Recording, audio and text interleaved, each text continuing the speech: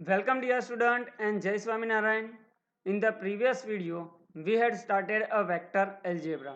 In that, we will discuss the addition and the subtraction of the vector using a graphical method, using a method of parallelogram. Now, in this video, we will discuss a resolution of the vector. What do you mean by the resolution? How the vector can be resolved in the two-dimensional, how the vector can be resolved in the three-dimensional, that all the things we will discuss in this video. So dear student, let us start with what do you mean by the resolution of the vector. Resolution of the vector means the splitting of the vector. Splitting of the vector into their perpendicular component is called the resolution of the vector.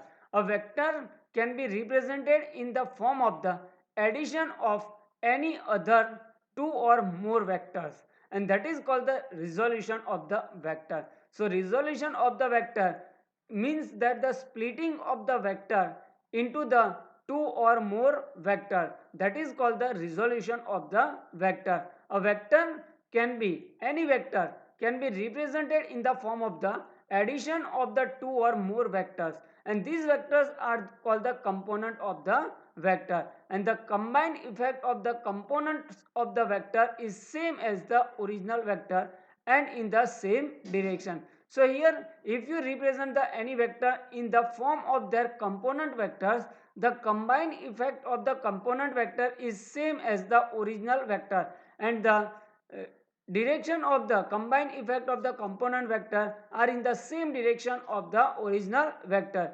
For that, for example, consider these three vectors: vector capital A, vector small a, and the vector small b. Now this vector capital A is represented in the form of the vector small a and small b.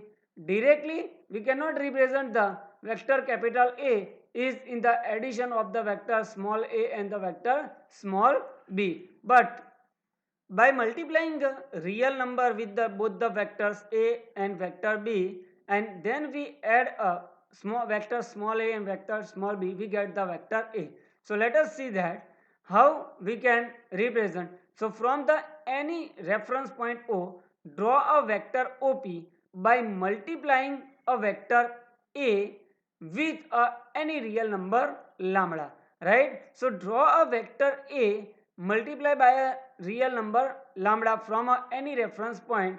Draw a vector OP which is in the direction of the vector small a by multiplying a real number lambda, right? Now on the head of the vector OP, P is the head of the vector OP, draw a vector PQ which is in the same direction of the vector small b, but multiplying this vector small b by a real number mu, right? So we get two vectors from the reference point O. Draw a vector OP which is the vector lambda a, and on the head of the vector OP draw a vector mu b which is the vector PQ, right? Now when we join up head of the second vector and the tail of the first vector, we get the resultant vector OQ, and here the resultant vector OQ is in the same direction and the same length of the vector A, right? So we can say that the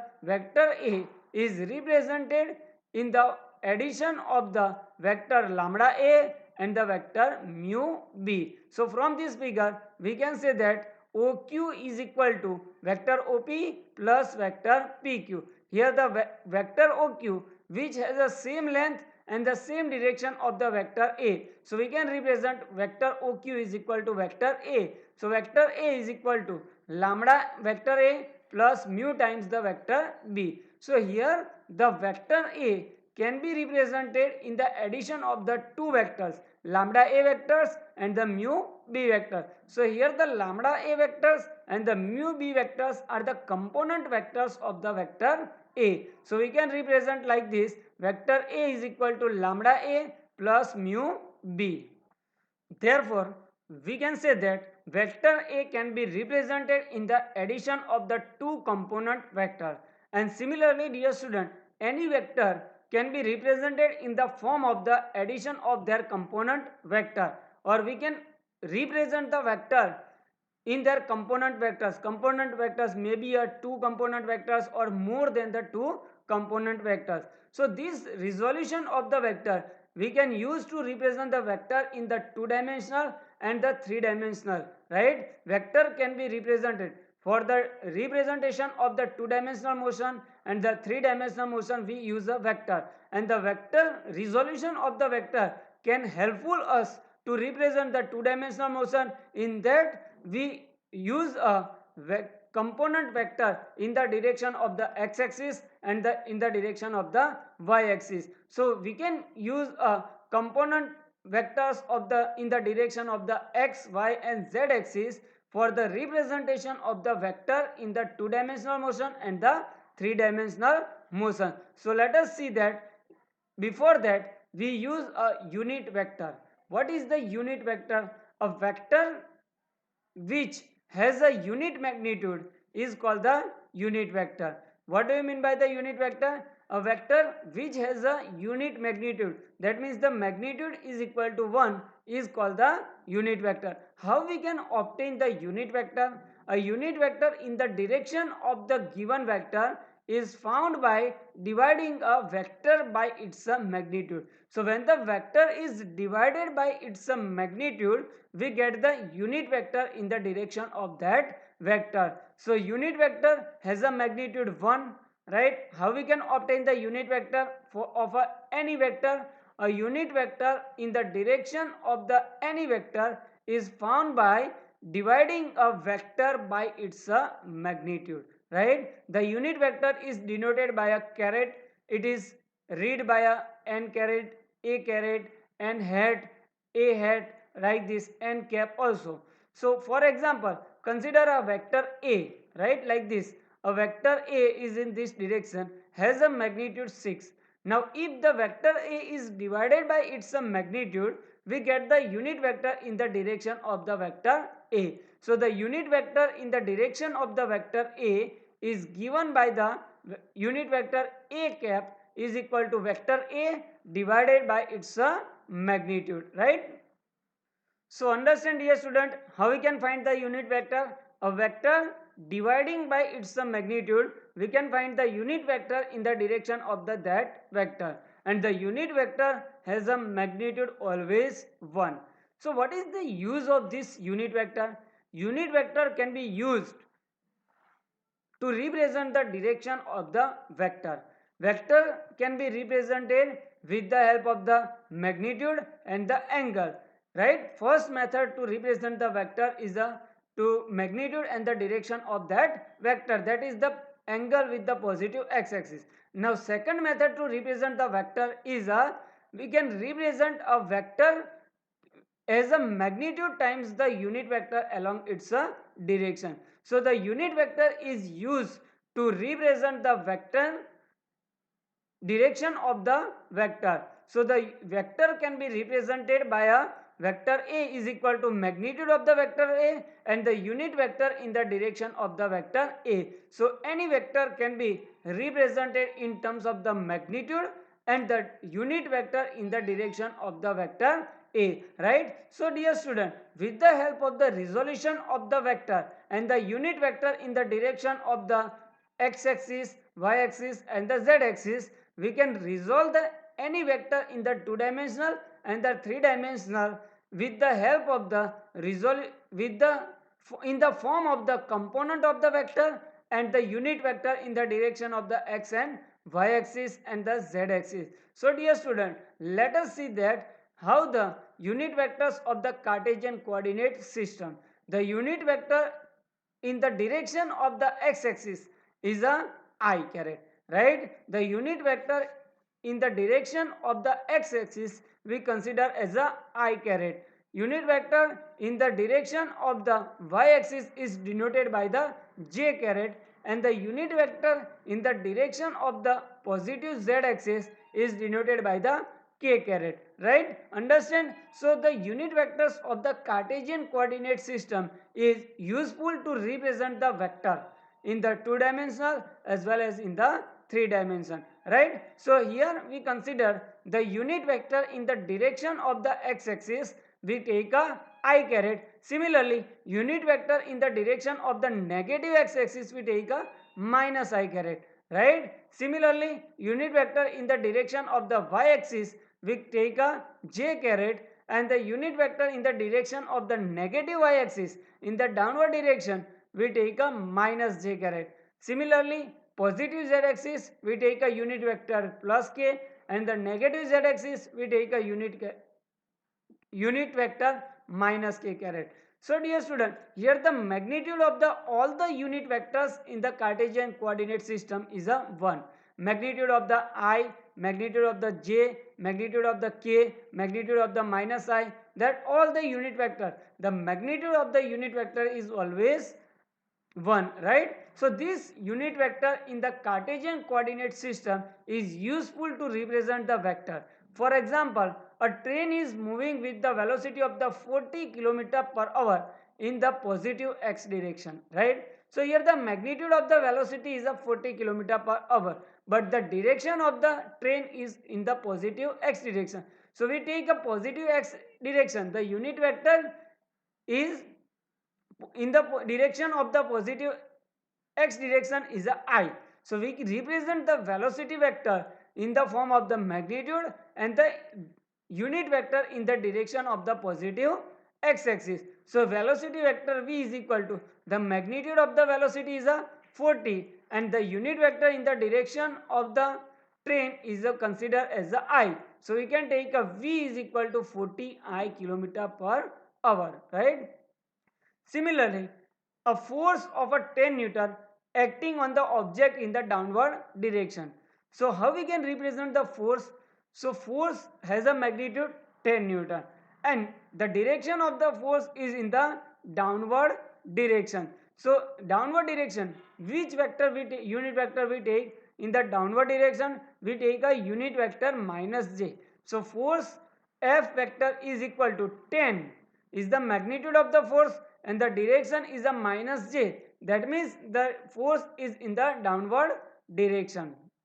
So dear student, understand this way we can represent the any vector in the form of the unit vector in the direction of the x-axis, unit vector in the direction of the y-axis and the unit vector in the direction of the z-axis, and the vector in the plane or in the two-dimensional motion we can use the unit vector in the direction of the x-axis and the unit vector in the direction of the y-axis, and that is the component vectors of the vector A in the two-dimensional motion. That we will see later on how we use the unit vector to represent the vector in the two-dimensional as well as the vector in the three-dimensional. But suppose here the any vector is in the xy plane.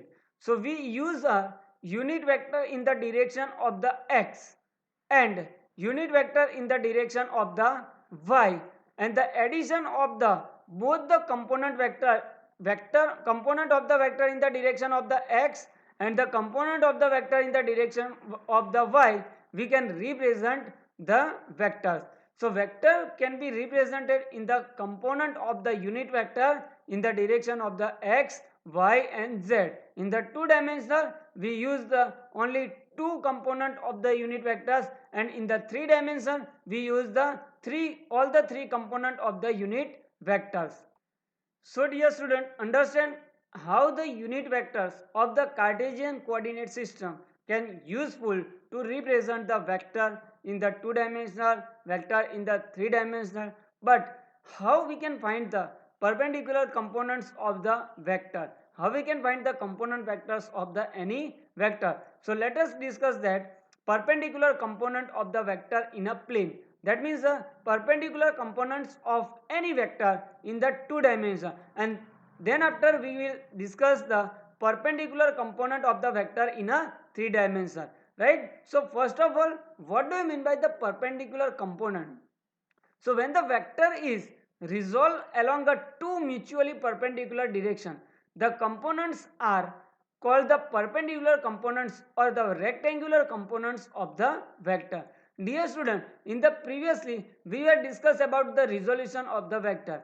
Vector can be resolved by a vector can be represented in the terms of the two or more vectors, and these vectors are called the component vectors. Now if the vector is resolved along a two mutually perpendicular direction, the components of the vector are called the perpendicular components of the vector, or we can say that the rectangular components of the vector. So when the vector is resolved in the in its component, and if the components are perpendicular to each other, we can say that the components of the vector are a perpendicular component. Now we want to obtain the perpendicular component along the x-axis, along the y-axis, and along the z-axis, because we know that x-axis, y-axis, and z-axis, all the axes are perpendicular to each other. So if the vector is resolved in a two-dimensional x and y axis,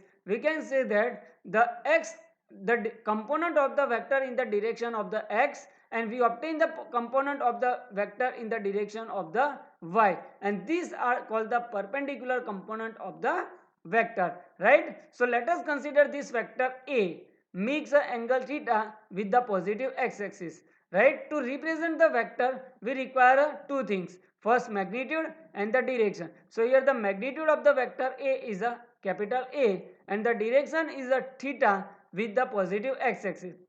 Another way how we can represent the vector can be represented in terms of their perpendicular component, right? Component in the direction of the x and component in the direction of the y, right? In the addition of their component, vector can be represented in terms of the addition of their component vector. So suppose we wish to resolve this vector a into its perpendicular component in the direction of the x and component in the direction of the y axis. So taking the initial point of the vector as a origin and draw a perpendicular axis, x axis and the y axis, right? So ox is called the x axis, the component of the vector in the direction of the x is called the x component of the vector, and the component of the vector in the direction of the y is called the y component of the vector. Now from the head of the vector A, draw a perpendicular line PM on the x-axis and draw a perpendicular line PN on the y-axis, right? So this component OM is called the perpendicular component of the vector A in the direction of the x, and ON, vector ON is a component of the vector A in the direction of the y. So dear student, here according to the law of parallelogram, the vector addition, right? Vector OP is equal to vector OM plus vector ON. So here the vector OM is the component of the vector A in the direction of the x. So instead of this, vector OP is equal to vector A is equal to AM is a vector AX and ON is a vector AY. So here vector AX is called the x component of the vector A, or we can say that the component of the vector A in the direction of the x-axis, and AY is equal to y component of the vector A, or we can say that component of the vector A in the direction of the y-axis, right? So now we can write this OM is the vector AX, that is the x component of the vector A in the direction of the x-axis, right? And it has a magnitude AX, right? So we can write like this: AX is equal to AX into unit vector in the direction of the x is a I. So AX is equal to AX into I, that is the vector AX. Vector AX is a vector component of the vector A in the direction of the x-axis, and AX is the magnitude, and we can represent the vector in the direction of the x-axis is represented by I caret, right? So AX is equal to AX into I. Similarly, AY is equal to AY into J. Why J? So the direction in the direction of the y-axis we represent by a unit vector J. So from this equation we can write the vector A is equal to AX into I plus vector AY into J. So here the vector A can be represented in the addition of their perpendicular component in the direction of the x and in the direction of the y, where axi is the component vector in the direction of the x and ayj is the component of the vector in the direction of the y, right? So here we can say that the vector can resolve by a two mutually perpendicular component in the direction of the x and in the direction of the y, right? Similarly, in the three dimensional we take a z component of the vector az into, in that direction of the z is a k. So in the three dimensional we can represent the vector by vector a is equal to axi plus ayj plus azk, right? So these are the two dimensional motion, the perpendicular components of the vector in a two dimensional, or we can say that the perpendicular component of the vector in a plane, right? Now how we can find this perpendicular component of the any vector?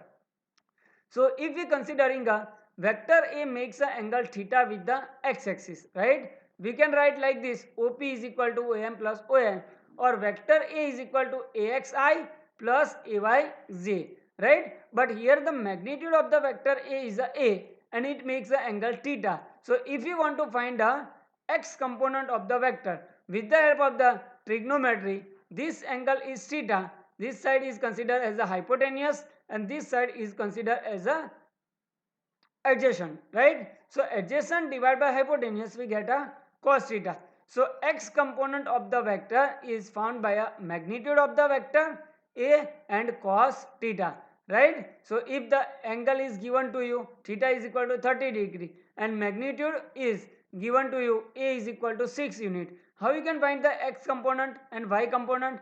X component can be find with the help of the ax is equal to a cos theta, and y component we can find with the help of the a sin theta, right? So with this formula we can find the perpendicular component in the direction of the x. So if the magnitude and angle is given to you, you can find the component of the vector in the direction of the x, component of the vector in the direction of the y, and represent the vector in the component find. For example, a is equal to axi plus ayj, axi plus ayj. So instead of ax you place the value and instead of ay you place the value, right? So dear student, understand that from the magnitude and the angle, how we can find the perpendicular component of the vector with the help of the ax is equal to a cos theta and ay is equal to a sin theta. We can find the x component and the y component of the vector, and from this we can represent the vector a is equal to axi plus ayj, right? So that we will see in the example session also, okay, how we can find the component from the magnitude and the angle. Now conversely, if the ax and ay is given, if the vector form is given a is equal to 2i plus 3j, right? Here from that ax and ay is given to you, we can find the magnitude and the angle also. So how we can find the magnitude? So a is equal to, if you know that ax is this much value and ay is this, so from this if you want to find the magnitude of the vector a is equal to under root of ax square plus ay square. So from the component of the vector we can find the magnitude by a formula a is equal to under root of the ax square plus ay square, and the angle tan theta is equal to ay by ax, y component divided by x component, or theta is equal to tan inverse ay by ax. How to find the angle from the tan inverse we were discussed in the previous video, right? So the previous video for the trigonometry values, how to calculate the trigonometry values and how from the values how to calculate the angle, see the previous video, right? So understand dear student, so from the vector can be represented by a two way. First way is the magnitude and the angle, and second way is the in their addition of their perpendicular component. So first method, how we can find the from the magnitude and angle, how we can find the perpendicular component? X component we can find with the help of the ax is equal to a cos theta, and y component we can find with the help of the ay is equal to a sin theta. Now from the component form of the vector is given to you, ax is equal to axi, a is equal to axi plus ayj. And if we want to find the magnitude of the vector and the direction theta, right? So magnitude of the vector a is equal to under root of ax square plus ay square. We can find the magnitude, and the angle we can find theta is equal to tan inverse y component divided by x component. So now dear student, we will see the perpendicular component of the vector in a 3 dimension.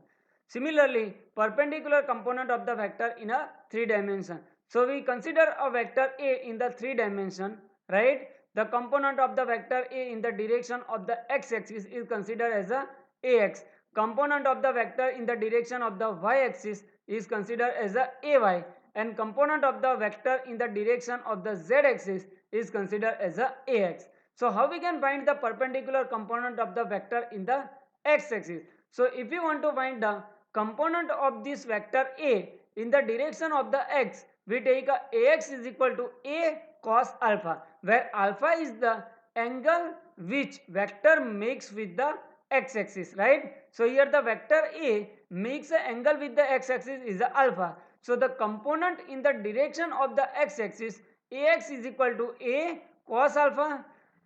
Vector A makes a angle with the y-axis is a beta. So the component of the vector in the direction of the y-axis is equal to a cos beta. So how we can find the perpendicular component?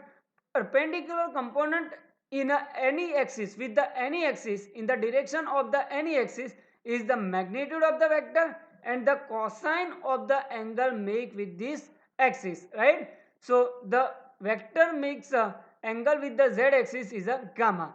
So the component of the vector in the direction of the z is equal to a cos gamma. So this way we can find the perpendicular component of the vector in the x direction, in the y direction, and in the z direction. And from, if you know the perpendicular component of the x direction, y direction, and z direction, we can easily determine the angle with the x-axis, angle with the y-axis. From that, cos alpha is equal to ax divided by a. From that, we can easily calculate the alpha angle of the vector with the x-axis.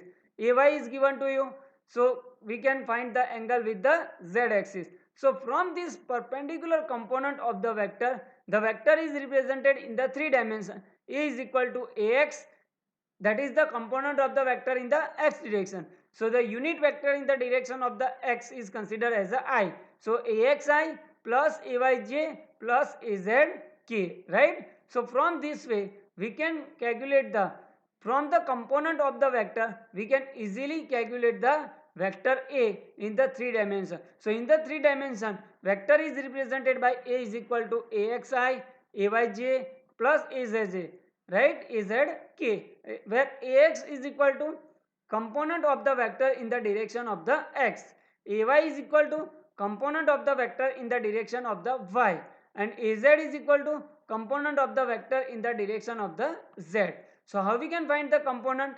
Like this, ax is equal to a cos alpha, ay is equal to a cos beta, and az is equal to a cos gamma.